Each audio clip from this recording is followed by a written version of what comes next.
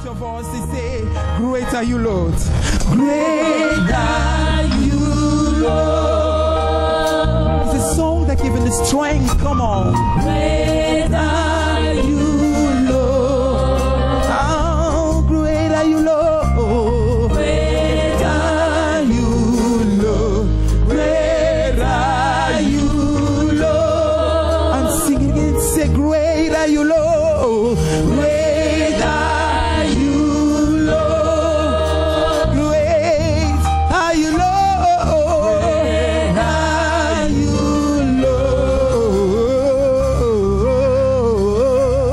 Great are you, Lord. Great are you, Lord. Are you, Lord. Great are you, Lord. Great are you, Lord. Great and mighty is our God. Great are you, Lord. Great are you, Lord. Great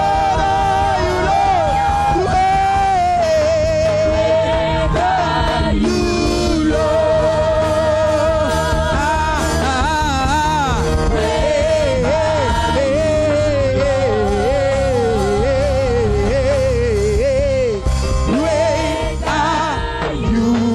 Lord.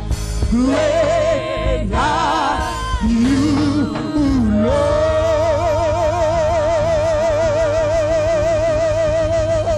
Hallelujah, hallelujah, hallelujah. Amen. Je veux que tu ailles vers autant de personnes que tu peux. Et dis-lui, je t'aime de l'amour du Seigneur. Et il n'y a rien que le diable peut faire contre cela. Va vers le nombre de personnes que tu peux. Et dis à ces personnes-là, je t'aime de l'amour du Seigneur.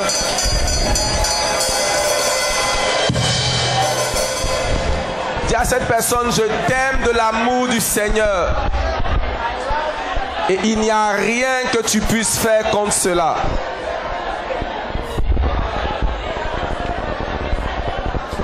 Papa Nguessan, je t'aime de l'amour du Seigneur. Et il n'y a rien que le diable puisse faire contre cela.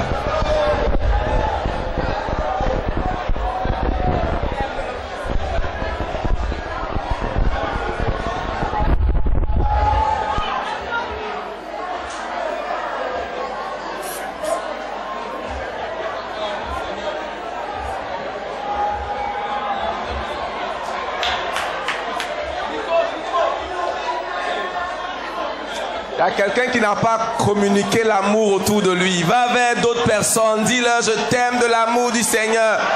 Et il n'y a rien, ni personne ne peut agir contre ce que je ressens pour toi.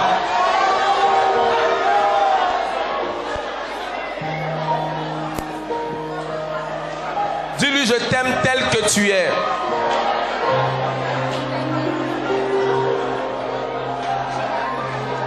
Amen. Amen. Gloire à Dieu. Alléluia.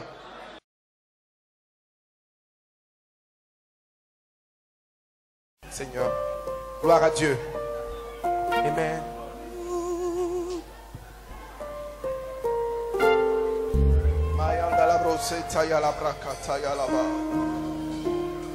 Alléluia.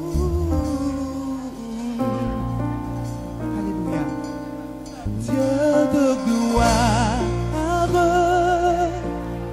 je t'adore. Son nom s'élève en majesté. De mes lèvres, je célèbre ta victoire, ton règne, ton autorité.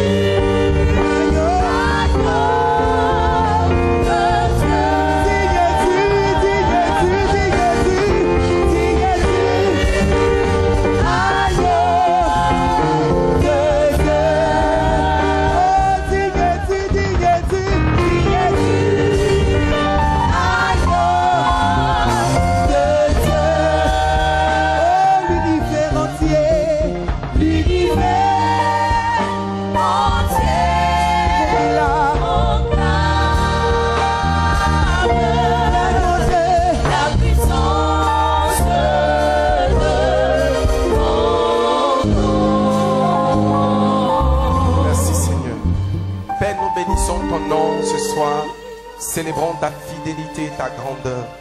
Merci Jésus. Merci notre Dieu. Au nom puissant et merveilleux de Jésus. Est-ce que tu peux acclamer très très fort le Seigneur? Acclame très très fort le roi de gloire, le Seigneur de l'univers. Amen. On peut s'asseoir dans la présence de Dieu. Joyeux Noël à tous. Merry Christmas. Amen. Il y a 2 semaines, j'étais dans la présence de Dieu en train d'interroger le Seigneur sur plusieurs questions. Et j'étais en train de communier avec Dieu. J'étais en train de me préparer à aller prêcher dans un mouvement catholique. Parce qu'il arrive que je sois invité dans des mouvements charismatiques catholiques pour aller prêcher. Et ce sont des choses qui reviennent de manière récurrente. Et pendant que j'étais en train de me préparer, parlant en langue, méditant, le Saint-Esprit a mis des choses dans mon cœur que j'aimerais rapidement partager avec vous en cette soirée de Noël. C'est venu dans mon esprit de manière très forte. Pendant que j'interrogeais le Seigneur, je lui ai dit, Seigneur, qu'as-tu pour nous? Que veux-tu? Et le Seigneur m'a dit que la plus haute forme de bénédiction, le niveau le plus élevé de bénédiction, c'est d'être heureux. C'est d'être comment? Le plus haut niveau de bénédiction, ce n'est pas de posséder, ce n'est pas d'être, c'est d'être heureux. D'être comment? Si tu penses que te marier te rendra heureux, demande à ceux qui sont mariés.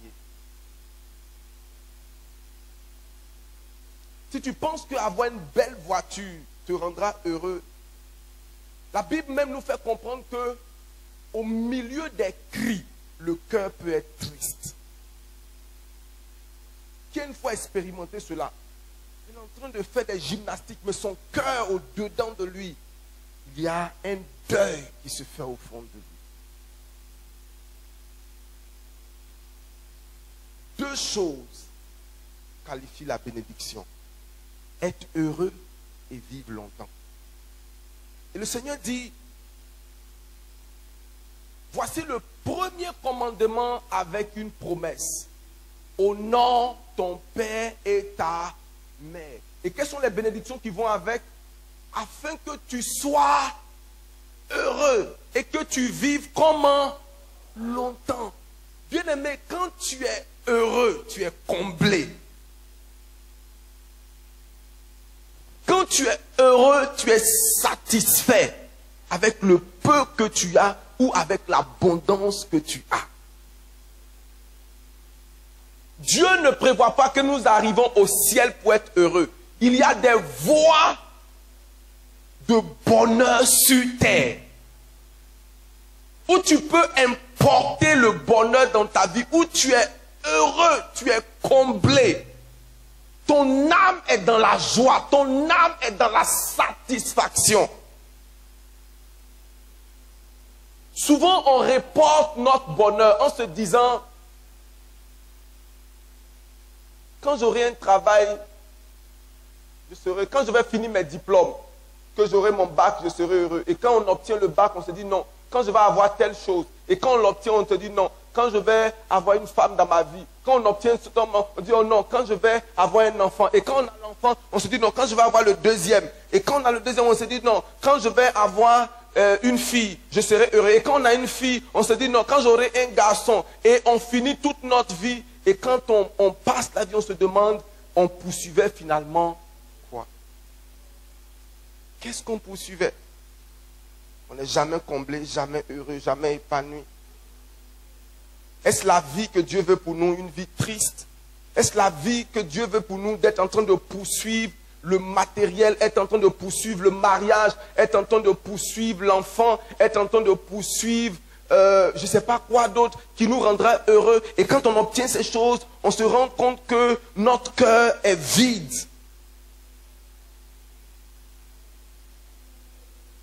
Tu peux être heureux.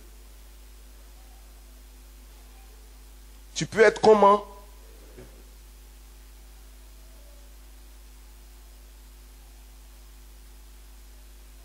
Je lisais un jour un livre d'un homme de Dieu qui était un plombier et qui était allé dépanner dans la maison d'une femme qui était multimilliardaire. Et quand il est rentré dans la maison de cette femme, il avait une joie sur son visage. Il avait une expression de satisfaction. Quand elle a vu cet homme-là rentrer, elle s'est approchée de lui. Et pendant qu'il était en train de toucher les déchets de la plomberie, elle s'est mise du côté de la porte. Elle a commencé à observer le monsieur. Et le gars est en train de siffloter. Pendant qu'il faisait son travail. Et puis elle lui a demandé, qu'est-ce qui te rend si heureux? Je suis prêt à tout donner pour avoir ne serait-ce que l'expression sur ton visage. Je suis le propriétaire, sinon la propriétaire de ce château. Mais je n'ai pas ce que je vois sur ton visage. Donc le bonheur et le fait d'être heureux ne se trouvent pas dans les choses matérielles. Ne se trouve pas dans le volume de ton compte en banque. Être heureux, ce n'est pas fonction de là où tu vis. Ce n'est pas parce que tu iras vivre en Europe que tu seras plus heureux que tu ne vis en Afrique. Bien-aimé, je veux que tu m'écoutes et que tu me saisisses aujourd'hui. La première source du salut, il y en a plusieurs, je vais citer peut-être 3 ou 4 pour ce soir et on parlera d'autres choses après. La première source du bonheur, c'est le salut. C'est quoi? Le salut. Je ne sais pas. Vous savez, la conversion, ce n'est pas une expérience qu'on vit à la place de quelqu'un d'autre. On n'est pas né de nouveau par procuration. Bien aimé, le jour où tu donnes ta vie à Christ, il se passe quelque chose en toi que rien sur la terre ne peut t'offrir. C'est pourquoi quand David avait péché et qu'il avait perdu quelque chose en lui, il a dit, Seigneur, rends-moi la joie de mon salut. En d'autres mots, rends-moi le fait d'être heureux, d'être sauvé. Il n'y a rien qu'on peut donner en échange. C'est pourquoi Jésus dit, que donnerait un homme en échange de son âme? Car mieux vaut perdre tout, enfin mieux vaut à quelqu'un de reformuler ce verset, pasteur. À quoi sert-il à un homme de gagner tout le monde s'il perd?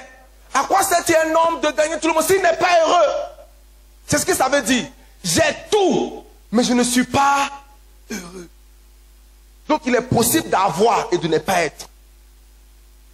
Il dit le salut de ton âme. Ça c'est la première chose qui fait entrer le bonheur dans ta vie. Tu sens une satisfaction autour de toi. Quand tu manges ton garba, tu es heureux. Quand tu marches, tu es comment? Tu portes ta petite tenue. Celui qui a porté son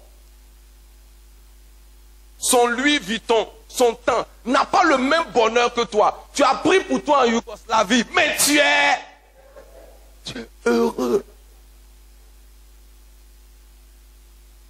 Demande à quelqu'un, est-ce que tu es sauvé?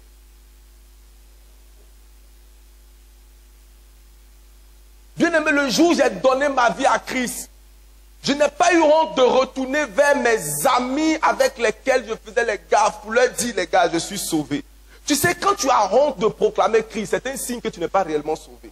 C'est un signe que tu n'as pas encore... Il n'y a rien que ce bonheur-là puisse réclamer. Les gens qui sont dans les boîtes de nuit, qu'est-ce qu'ils cherchent? La personne qui est en train de boire, qui est en train de... En fait, il essaie d'importer ce bonheur-là en lui. Il se dit, vous savez pourquoi les gens sont devenus pédophiles? Ils se disent que le plaisir de la femme là ne les suffit pas. Ils se disent que s'il va avec un homme, peut-être qu'il y a un plaisir plus grand là-bas. Et quand il arrive là-bas que ça ne va pas, il dit non, peut-être avec les enfants, ça va aller. Et quand ça ne va pas, maintenant ils sont en train d'aller. Bien aimé, écoutez-moi bien. Dans 10 ans, les hommes vont se marier avec les animaux. Les gens vont commencer à se marier avec des animaux. Et puis, s'ils ne sont plus heureux, ils vont décider de se marier avec eux-mêmes.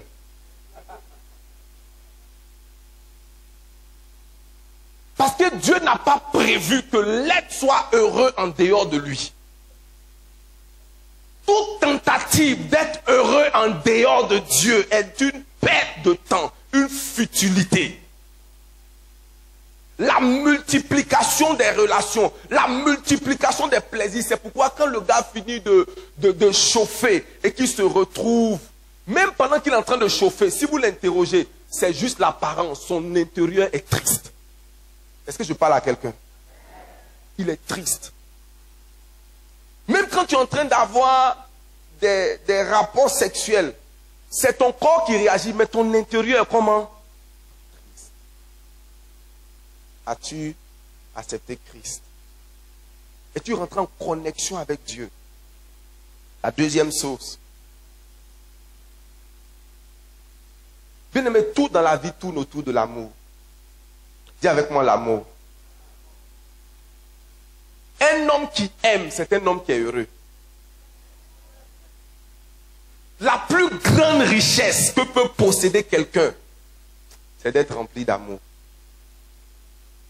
Tu peux ne rien avoir, mais si tu es rempli d'amour, tu es heureux. Parce que l'amour remplit ton réservoir de bonheur.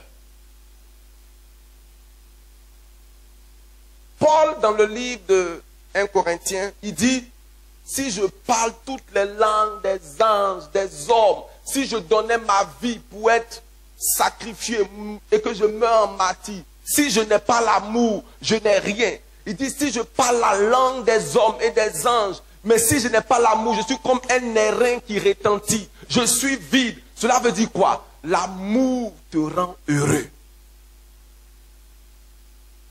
Que fait l'amour? L'amour rend heureux. Comment est-ce que nous ressemblons à Dieu? C'est pourquoi j'ai dit au Seigneur, vous savez, Jésus a regardé ses disciples, il dit, en ceci on reconnaîtra que vous êtes mes disciples. Si vous avez comment? L'amour les uns pour les autres. On ne reconnaîtra pas que vous êtes mes disciples parce que vous avez des voitures. Parce que vous avez réussi dans la vie. Tout le monde peut faire. Mais vous êtes heureux, vous aimez. Et Dieu nous dit d'aimer tout le monde. Dis à quelqu'un, aime tout le monde. Je n'ai pas entendu. Aime tout le monde. Et puis va au-delà, aime ceux qui ne t'aiment pas. Et le Seigneur dit particulièrement, aime les membres de sa famille. Bien aimé, le jour où l'amour commence à diminuer dans ton cœur, tu commences à devenir triste. Mais quand l'amour grandit, tu deviens naturellement heureux. C'est parce que toutes les expressions de l'amour sont l'opportunité d'être heureux. La Bible dit, il y a plus de joie à faire comment? À donner qu'à... Tu vois, quand tu aimes, en donnant, tu es comment? Tu es heureux, tu es joyeux. Tu n'es pas gonflé, tu es comment? Heureux. Tu seras heureux au nom de Jésus. Je dis, tu seras heureux dans le nom de Jésus. Troisième et avant-dernier point pour ce soir. Respecter et honorer tes parents. Tes parents biologiques et tes parents spirituels. Honore-les, respecte-les, élève-les, célèbre-les. J'ai dit quoi? Honore-les, célèbre-les, respecte-les. Et il n'y a pas d'honneur dans la Bible sans don. C'est pourquoi la Bible dit, honore l'Éternel avec les prémices de tout ton revenu. Cela veut dire, donne au Seigneur les prémices de tout ton nom. Et quand tu le fais, tu l'honores. Tu ne peux pas prétendre honorer tes parents si tu ne te souviens pas d'eux dans tes biens matériels. Bien aimé, celui qui honore ses parents, le bonheur s'attache à sa vie. Ton amen n'est pas né de nouveau.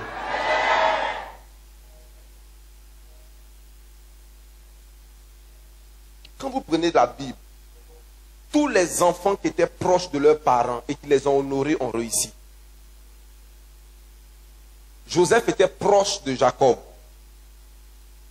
Même quand ses frères faisaient des coups sur le pâturage de leur père, Joseph venait dire, papa, voilà ce que mes frères là ont fait.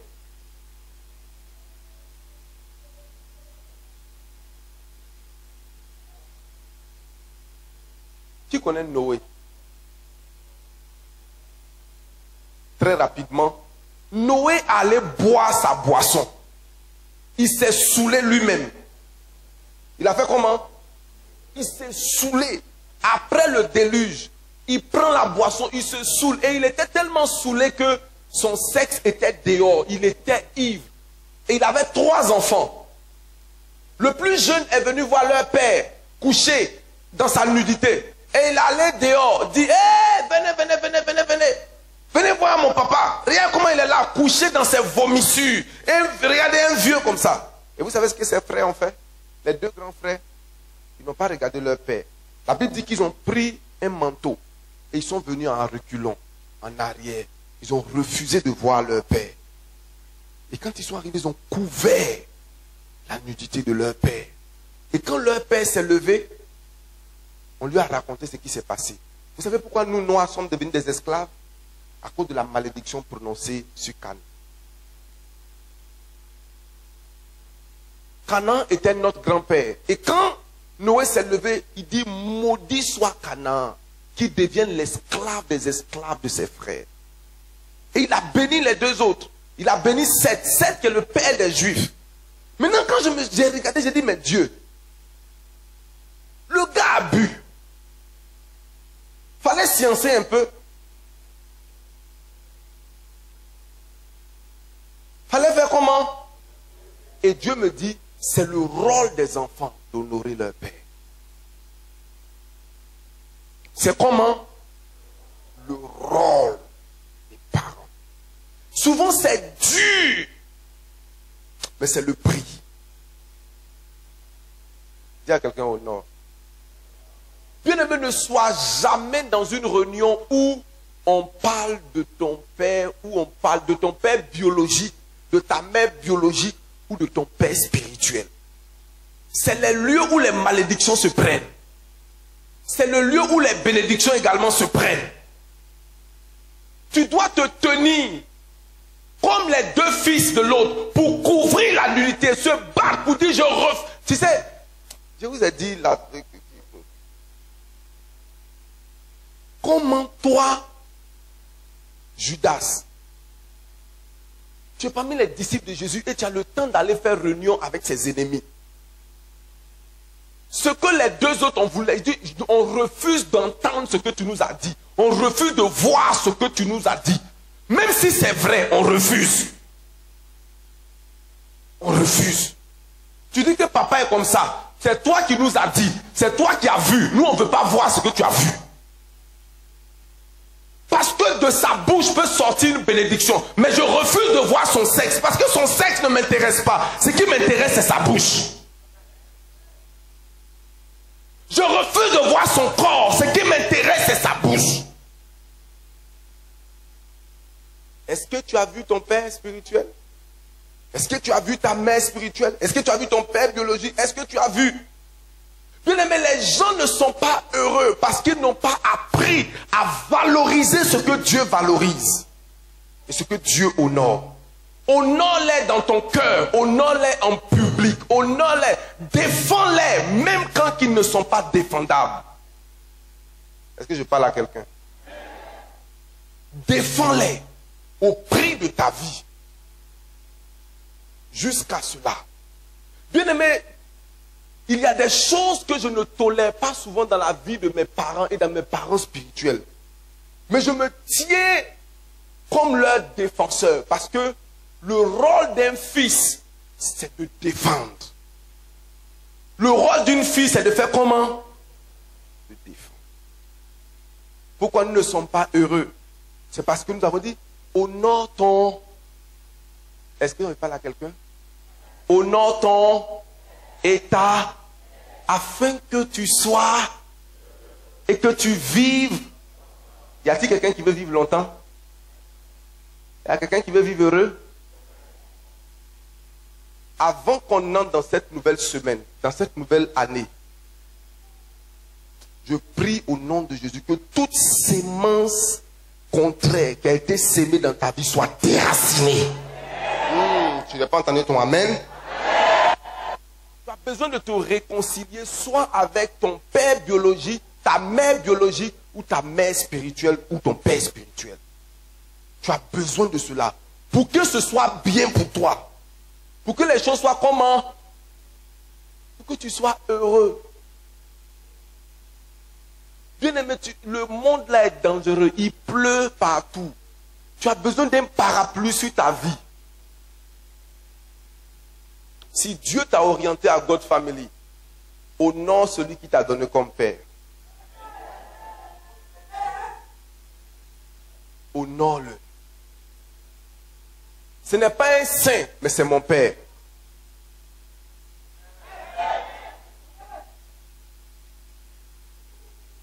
C'est de mon père que tu parles comme ça. Si tu répètes ça encore, tu as des problèmes avec moi.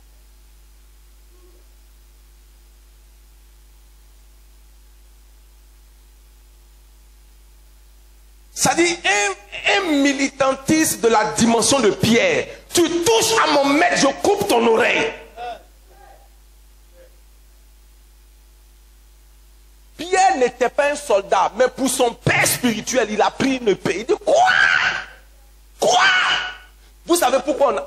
Laissez-moi vous dire. Est-ce que vous savez pourquoi on a mis une pierre devant la tombe de Jésus? Qui sait pourquoi? C'est parce que les gars disent que si on ne met pas une pierre, ses disciples sont capables de le ressusciter. Ils vont amener la prophétie à s'accomplir.